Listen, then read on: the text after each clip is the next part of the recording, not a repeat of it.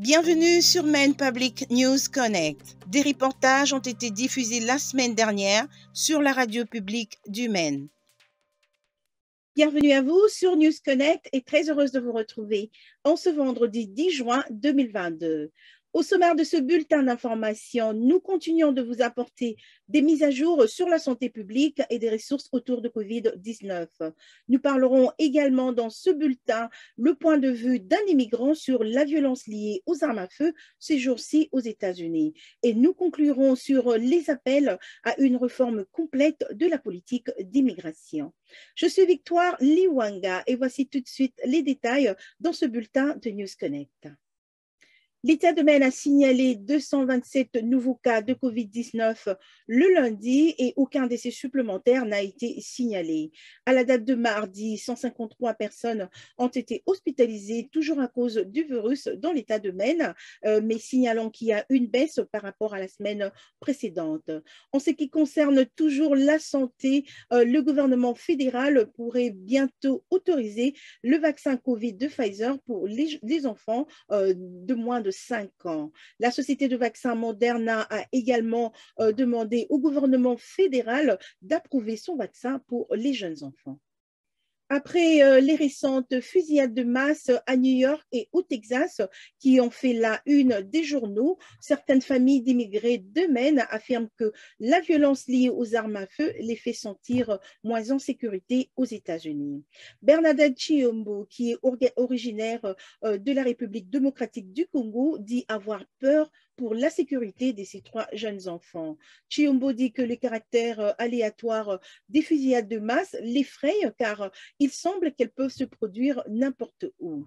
Un autre immigrant qui est père et originaire de l'Angola, nommé Antonio, dit que les récentes fusillades de masse à Uvalde, au Texas et à Buffalo, dans l'État de New York, l'emmènent à se poser la question si les États-Unis sont un endroit sûr où emmener sa femme et ses enfants qui sont toujours en Angola.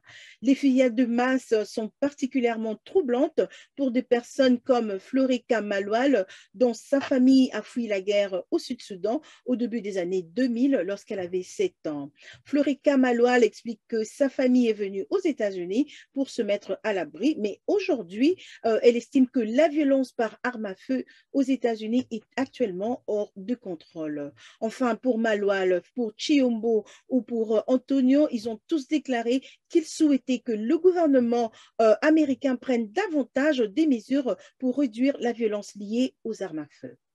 La gouverneure de Maine, Janet Mills, appelle à une réforme globale de l'immigration au niveau fédéral, signalant que l'administration Mills a subi des pressions pour qu'elle fasse davantage et intervenir pour aider les villes de Maine qui accueillent un nombre croissant des demandeurs d'asile.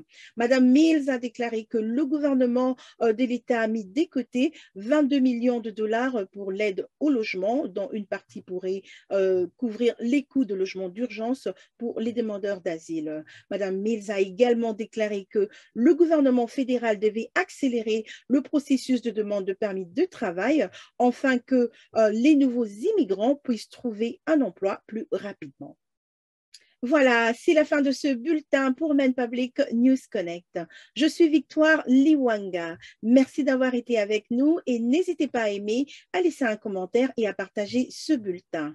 Vous pouvez nous rejoindre tout le vendredi pour suivre les dernières nouvelles sur Facebook, sur YouTube ou encore sur mainepublic.org ainsi que sur Community Access TV dans tout l'État de Maine. Vous pouvez également vous inscrire à notre newsletter sur mainepublic.org// News Connect ou encore à notre groupe WhatsApp en utilisant le lien ci-dessous dans notre description.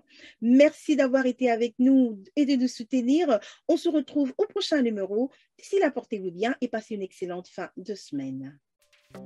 Maine Public News Connect a été rendu possible par des donateurs individuels et des fondations de partout dans le Maine, ainsi que par Seaport Credit Union et Avesta Housing, 2 organisations qui se consacrent à faire une différence dans le Maine. Seaport Credit Union, c'est une coopérative de crédit qui fournit des solutions bancaires innovantes tout en soutenant activement les diverses communautés du Maine. Vous pouvez la retrouver en ligne sur seaportcu.org. Merci à ces merveilleux partenaires communautaires pour leur soutien à ce programme. Maine Public est très heureux de travailler en collaboration à ce projet avec le journal mensuel et multimédia Amjambo Africa, qui est son partenaire médiatique officiel.